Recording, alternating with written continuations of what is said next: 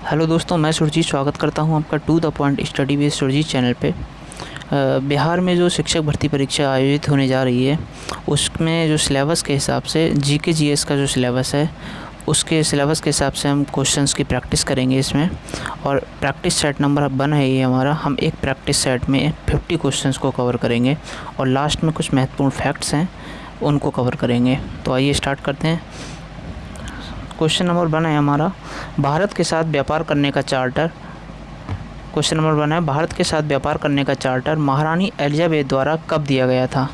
तो भारत के साथ व्यापार करने का जो चार्टर था वो महारानी एलिजाबेथ के द्वारा दिया गया था। ये दिया गया था 31 दिसंबर 1600 को। ऑप्शन नंबर बी हमारा सही है। ठीक है, 31 दिसंबर 1600 को ये चार्टर दिया गया था महारानी एलिजाबेथ के द्वारा। नेक्स्ट क्वेश्चन हम देखेंगे। नेक्स्ट क्वेश्चन है क्वेश्चन नंबर 2, भारतीय राष्ट्रीय आंदोलन के प्रारंभ से ही उग्र राष्ट्रवादियों का भी वर्ग था। भारतीय राष्ट्रीय आंदोलन के प्रारंभ से ही उग्र राष्ट्रवादियों का भी वर्ग था। निम्न में से कौन नहीं शामिल था इसमें? तो कौन इन उग्र राष्ट्रवादियों में शामिल नहीं था ये पूछा गया है। तो गोविंद रानाडे जो थे, महागोविंद रानाडे भी बोलते हैं इनको, तो ये शामिल नहीं थे। बाकी बाल गंगाधर तिलक, लाला लाजपत राय और बिपिन चंद्र पाल इसमें शामिल थे। नेक्स्ट क्वेश्चन देखेंगे। नेक्स्ट क्वेश्चन है, 1916 में कांग्रेस और मुस्लिम लीग के बीच लखनऊ समझौता हुआ, उसके कौन से परिणाम बाद में घातक सिद्ध हुए थे? तो कौन से परिणाम थे जो बाद में घातक सिद्ध हुए थे? तो ये है कांग्रेस के द्वारा मुसलमानों के प्रति संतुष्टिकरण की नीति का आरंभ। ठीक है, ये परिणाम जो था ये बाद में घातक सिद्ध हुआ था। नेक्स्ट क्वेश्चन देखेंगे। क्वेश्चन नंबर 4 है, व्यक्तिगत सत्याग्रह किस गवर्नर जनरल के काल में हुआ? तो व्यक्तिगत सत्याग्रह जो था ये किस गवर्नर जनरल के कार्यकाल में हुआ था? ये हुआ था लॉर्ड लिनलिथगो के कार्यकाल में। ठीक है, नेक्स्ट क्वेश्चन देखेंगे। Question number 5। तो क्वेश्चन नंबर 5 है, भारतीय राष्ट्रीय कांग्रेस की पूर्ववर्ती संस्थाओं में सबसे पहली और प्रमुख संस्था कौन सी थी? तो ये थी ब्रिटिश इंडिया एसोसिएशन। भारतीय राष्ट्रीय कांग्रेस के पूर्ववर्ती संस्थाओं में सबसे पहली और प्रमुख संस्था थी ब्रिटिश इंडिया एसोसिएशन। नेक्स्ट देखेंगे क्वेश्चन नंबर 6, साइमन कमीशन की सिफारिशों के संदर्भ में निम्न में से कौन सा एक कथन सही है? जो साइमन कमीशन था इसकी सिफारिशें जो दी गई थी इसमें से बताना है कि कौन सी एक सिफारिश सही है। बाकी इसमें 3 गलत दी हुई हैं। तो क्वेश्चन नंबर 6 का राइट आंसर है सी।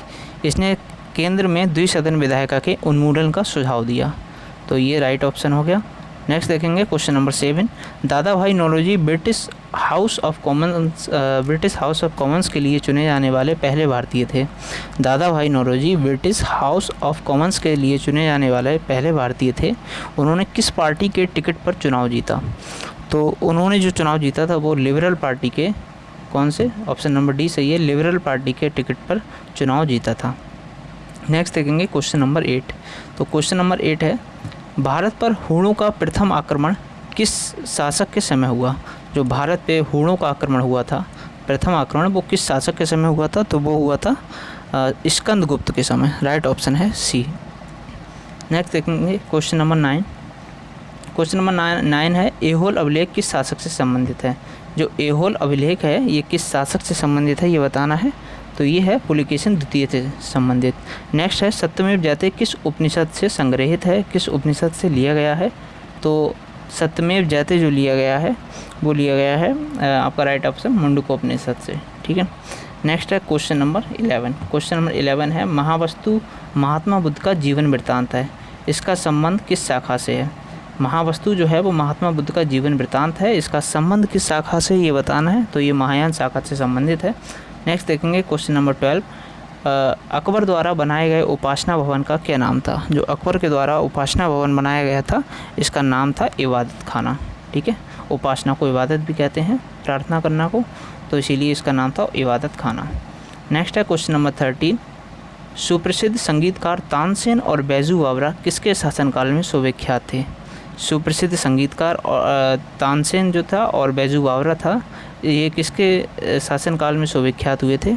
तो क्वेश्चन नंबर 13 का राइट आंसर है सी, अकबर के शासनकाल में।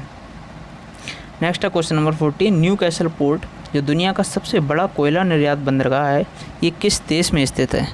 तो ये स्थित है ऑस्ट्रेलिया में। कहाँ पे? ऑस्ट्रेलिया में। नेक्स्ट है क्वेश्चन नंबर 15, देशांतर रेखाओं के संबंध में बताना है कौन सही है? तो देशांतर रेखाओं के संबंध में ये 4 ऑप्शन दिए हैं, इनमें से कौन सा सही है? तो राइट ऑप्शन है इसका डी। देशांतर के मध्य जो सर्वाधिक दूरी है वो विषुवत रेखा पर होती है। ठीक है, देशांतर के बीच जो सर्वाधिक दूरी होती है वो विषुवत रेखा पे ही होती है।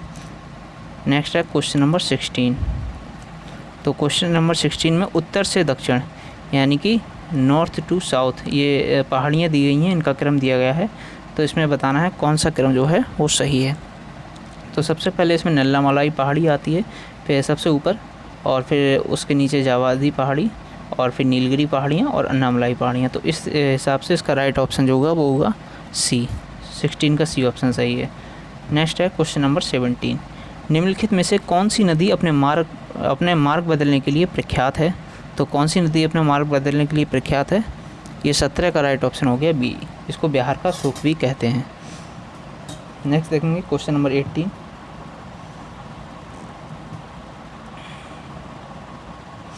क्वेश्चन नंबर 18 है, किस मृदा प्रारूप में लोहे के अतिरिक्त मात्रा होने के कारण जो अनुर्वरक है वो हो जाती है, मतलब मृदा उर्वर नहीं रहती है?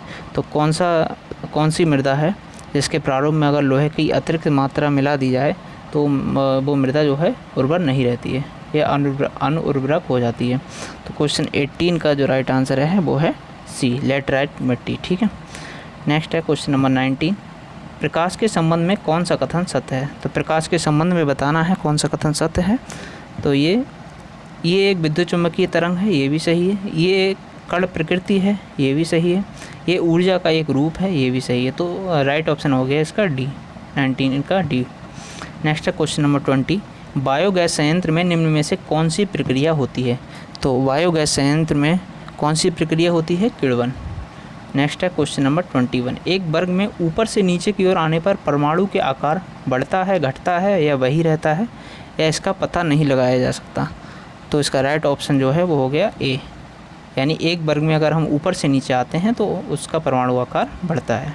नेक्स्ट है क्वेश्चन नंबर 22। वायुमंडल में प्रकाश की विसरण का कारण है। वायुमंडल में जो प्रकाश के फैलने का कारण है वो क्या है? तो ये हैं धूल के कण। तो 22 का राइट ऑप्शन क्या हो गया? बी। नेक्स्ट है क्वेश्चन नंबर 23। क्वेश्चन नंबर 23 में है, किसी भी यौगिकों का ऑक्सीकरण संख्या क्या होती है? तो कोई भी यौगिक है उसकी ऑक्सीडेशन नंबर जो होती है, ऑक्सीडेशन नंबर होता है वो 0 होता है। ठीक है, किसी भी यौगिक का ऑक्सीकरण संख्या क्या होती है? 0। नेक्स्ट है क्वेश्चन नंबर 24। तो क्वेश्चन नंबर 24 में है, सर्प विसरोधी सुई किस तत्व का एक यौगिक है? जो सर्प विसरोधी सुई है वो किस तत्व का एक यौगिक है? यह है स्वर्ण यौगिक। ठीक है, स्वर्ण जो गोल्ड है इसका यौगिक होता है सर्प विसरोधी सुई में। नेक्स्ट है, दाब का विमीय सूत्र पूछा है इसमें। तो दाब का विमीय सूत्र क्या होगा? Ml-1 T-2। ठीक है, P जो दाब होता है इसका विमीय सूत्र पूछा है। नेक्स्ट है, जैव सेल क्या है? क्वेश्चन नंबर 26 है, जैव सेल क्या है? तो जैव सेल जो है वो एक कोयला है। नेक्स्ट है क्वेश्चन नंबर 27। याददाश्त का संबंध मस्तिष्क के निम्न में से किस भाग से है? जो याददाश्त का संबंध है वो मस्तिष्क के किस भाग से है? वो सेरेब्रम से है। किससे रिलेटेड है? सेरेब्रम से। क्वेश्चन नंबर 28 है, एक जीवाश्म पक्षी का नाम बताएं जो एक पक्षी की तरह दिखता है लेकिन सरीसृप के जैसी अन्य विशेषताएं होती हैं। दिखता तो एक पक्षी की तरह है लेकिन उसकी विशेषताएं सरीसृप के जैसी होती हैं। तो ये है ऑर्कियोप्टेरिक्स। क्या है? ऑर्कियोप्टेरिक्स। नेक्स्ट है क्वेश्चन नंबर 29। देखिए इसमें जो है इस प्रैक्टिस सेट में हिस्ट्री, ज्योग्राफी, पॉलिटी और आपका साइंस, सारे जो भी जीके जीएस के सब्जेक्ट हैं सभी को इंक्लूड किया गया है। सभी के क्वेश्चंस इसमें आपको मिलेंगे क्योंकि आपके सिलेबस में सारे ही सब्जेक्ट दिए हुए हैं, तो सभी मिक्स क्वेश्चन इसमें दिए गए हैं। तो क्वेश्चन नंबर 29 देखते हैं, मानव शरीर में सर्वाधिक मात्रा में पाया जाने वाला तत्व कौन सा है? तो मानव शरीर में सबसे ज़्यादा मात्रा में क्या पाया जाता है? ऑक्सीजन। नेक्स्ट है क्वेश्चन नंबर 30। परिपथ के किन दो बिंदुओं के बीच विभवांतर मापने के लिए किसका प्रयोग किया जाता है? परिपथ के किन्हीं दो बिंदुओं के बीच अगर आपको विभवांतर मापना है तो आप किस यंत्र का प्रयोग करेंगे? इसका राइट आंसर हो गया वोल्ट मीटर। नेक्स्ट है क्वेश्चन नंबर 31। आपातकाल के दौरान मौलिक आधार का निलंबन कौन कर सकता है? आपातकाल अगर लगा हुआ है तो मौलिक अधिकारों का निलंबन कौन करेगा, तो वो सिर्फ भारत का राष्ट्रपति ही कर सकते हैं। नेक्स्ट है क्वेश्चन नंबर 32। क्वेश्चन नंबर 32 में दे रखा है कि प्राक्कलन समिति के सदस्यों का कार्यकाल कितने वर्ष का होता है। प्राक्कलन समिति के सदस्यों का कार्यकाल कितने वर्ष का होता है, ये होता है 1 वर्ष का। नेक्स्ट है क्वेश्चन नंबर 33। निम्न में से किसके अनुमोदन से भारत की संचित निधि से पैसा निकाला जाता है। तो किसके अनुमोदन से पैसा निकाला जाता है, ये भारत के संसद, भारत की जो संसद है उसके अनुमोदन से। नेक्स्ट देखेंगे क्वेश्चन नंबर 34। क्वेश्चन नंबर 34 में दिया है भारतीय संविधान में विधि के समक्ष समता किस देश के संविधान से लिया गया है। भारतीय संविधान में जो विधि के समक्ष समानता है ये किस देश के संविधान से ली गई है, तो ये ली गई है ब्रिटेन के संविधान से। नेक्स्ट है क्वेश्चन नंबर 35। संविधान संशोधन प्रक्रिया संविधान के किस भाग में उल्लेख किया गया है। संविधान संशोधन प्रक्रिया का संविधान के किस भाग में उल्लेख है, तो ये है भाग 20 में, ठीक है, आर्टिकल 368 में। नेक्स्ट देखेंगे क्वेश्चन नंबर 36। क्वेश्चन नंबर 36 में एक सूची इधर दी गई है, एक इधर दी गई है, तो उसमें ये देखना है कि कौन सी अनुसूची में क्या चीज़ दे रखी है। तो क्वेश्चन नंबर 36 में भाषाओं का जो उल्लेख दे रखा है वो दे रखा है 8वीं अनुसूची में, दल बदल 10वीं अनुसूची में है, ठीक है। तो ए का दूसरा और बी का पहला, यानी बी ऑप्शन इसका सही है। 36 का बी ऑप्शन सही है। 73वां जो संविधान संशोधन है ये 11वीं में दे रखा है, और भूमि सुधार एवं अधिग्रहण संबंधित अधिनियम है ये 9वीं अनुसूची में दे रखा है। नेक्स्ट देखेंगे क्वेश्चन नंबर 37 है 1833 के चार्टर अधिनियम के अंतर्गत प्रथम विधि आयोग का गठन किसकी अध्यक्षता में किया गया। जो 1833 का चार्टर अधिनियम है इसके अंतर्गत जो प्रथम विधि आयोग का गठन किया गया ये किसकी अध्यक्षता में किया गया, तो ये किया गया था लॉर्ड मैकाले की अध्यक्षता में। नेक्स्ट है निम्न में से कौन सी औषधि क्रांति प्याज और झींगा उत्पादन से संबंधित है। कौन सी औषधि कह लो या क्रांति प्याज और झींगा उत्पादन किससे, प्याज और झींगा उत्पादन से संबंधित है, तो ये है आपकी गुलाबी क्रांति। नेक्स्ट देखेंगे क्वेश्चन नंबर 39। निम्न में से किन 2 संस्थाओं को ब्रेटन वुड्स जुड़वां के नाम से जाना जाता है। तो किन 2 संस्थाओं को ब्रेटन वुड्स जुड़वां के नाम से जाना जाता है, ये जाना जाता है IMF और विश्व बैंक को। IMF और विश्व बैंक को ब्रेटन वुड्स जुड़वां के नाम से जाना जाता है। क्वेश्चन नंबर 40 देखेंगे। क्वेश्चन नंबर 40 है किस वर्ष भारतीय रिजर्व बैंक का राष्ट्रीयकरण किया गया, ये 1949 में किया गया, ठीक है। क्वेश्चन नंबर 40 का राइट ऑप्शन क्या होगा, बी। नेक्स्ट है हिंदू राष्ट्र का विचार मूलतः किसका है। जो हिंदू राष्ट्र बनाने का जो विचार है वो किसका है, मूलतः अगर बात करें तो ये BD सावरकर का है। नेक्स्ट देखेंगे क्वेश्चन नंबर 42। भारत में आयकर है, क्या है ये, किस टाइप का कर है ये पूछा गया है। तो ये जो है एक प्रत्यक्ष और प्रगतिशील कर है, direct and progressive tax. Next है कुचिपुड़ी किस राज्य का प्रसिद्ध लोक नृत्य है, तो ये कहाँ का है, ये है आंध्र प्रदेश का। 43 का राइट ऑप्शन क्या हो गया, डी। नेक्स्ट देखेंगे हिमानी उत्तम पर्व का संबंध किस खेल से है। जो हिमानी उत्तम पर्व है इसका संबंध है मल्लखंभ से, ठीक है। नेक्स्ट है निपख आंदोलन के प्रणेता थे, कौन थे निपख आंदोलन के प्रणेता, तो ये थे दादू दयाल। नेक्स्ट देखेंगे क्वेश्चन नंबर 46 में दे रखा है द्रकमा सिक्का किसने चलाया, तो द्रकमा सिक्का ग्रीक ने चलाया था। नेक्स्ट देखेंगे क्वेश्चन नंबर 47। बाढ़ के दौरान हर वर्ष नए एलुवियम का जमाव जो मिट्टी की उर्वरता को बढ़ाता है, कौन सी इस मृदा को क्या कहते हैं। तो बाढ़ के दौरान हर वर्ष नए एलुवियम का जमाव हो जाता है जो मिट्टी की उर्वरता जिससे जो है बढ़ जाती है, तो ये है खादर कहते हैं इसको, ठीक है। नेक्स्ट है क्वेश्चन नंबर 48। वह समुद्री सीमा जहां तापमान तेज़ी से कम होता है तो इसको कहा जाता है थर्मोक्लाइन, और अगर बढ़ रहा है तो थर्मोस्फीयर। नेक्स्ट है क्वेश्चन नंबर 49। बेसल मापदंड संबंधित हैं, तो बेसल मापदंड जो हैं वो किससे संबंधित हैं, बैंकिंग क्षेत्र से, बैंकिंग रिफॉर्म से रिलेटेड है। नेक्स्ट है क्वेश्चन नंबर 50। इंग्लैंड में पहली बार औद्योगिक क्रांति शब्द का प्रयोग किसने किया था, तो सबसे पहले औद्योगिक क्रांति जो शब्द है इसका प्रयोग किया था अर्नल्ड टायम्बी ने। किसने, अर्नल्ड टायम्बी ने। तो ये हो गए हमारे क्वेश्चन 50 के 50 सभी सेट बन के। इसके बाद इसमें कुछ इम्पोर्टेंट फैक्ट्स दे रखे हैं, इस तरह से इम्पोर्टेंट फैक्ट्स दे रखे हैं, इनको हम जो है कवर करेंगे। और ये बहुत ही महत्वपूर्ण फैक्ट्स हैं, अक्सर एग्ज़ाम में ऐसे क्वेश्चन पूछे जाते हैं। तो देखेंगे भारत में मानव का सर्वप्रथम साक्ष्य हमें कहाँ से प्राप्त होता है? नर्मदा घाटी से। सर्वप्रथम प्राचीन स्थायी जीवन के प्रमाण हमें कहाँ से मिले हैं? मेहरगढ़ से। तो मानव का सर्वप्रथम साक्ष्य हमें प्राप्त हुआ है नर्मदा घाटी से, और सर्वप्रथम प्राचीन स्थायी जीवन के प्रमाण मिले हैं मेहरगढ़ से। और एक ही कब्र से 3 मानव कंकाल के अवशेष कहाँ से मिले हैं? दमदमा से। एक ही कब्र है, उसमें 3 मानव कंकाल उनके अवशेष मिले हैं दमदमा से। ऐसे याद रख सकते हैं, जैसे दम घुटने से उनकी मौत हो गई होगी 3 की, तो दमदमा। नेक्स्ट है गर्त आवास के साक्ष्य हमें कहाँ से प्राप्त हुए हैं? बुर्जहोम से। और मानव के साथ कुत्ते को दफनाने के साक्ष्य भी बुर्जहोम से प्राप्त हुए हैं। नेक्स्ट है जुता हुआ खेत का साक्ष्य हमें मिला है कालीबंगा से। नेक्स्ट इसमें दे रखा है कि अग्निकुंड का साक्ष्य प्राप्त हुआ है कालीबंगन एवं लोथल से। अग्निकुंड का साक्ष्य हमें कहाँ से मिला है? कालीबंगन एवं लोथल से। नेक्स्ट है युग्म समाधियाँ जो हैं इनका प्रमाण हमें कहाँ से प्राप्त होता है? कालीबंगन एवं लोथल से। तो ये दोनों अग्निकुंड और युग्म समाधियाँ इनका कालीबंगा और लोथल से साक्ष्य मिले हैं।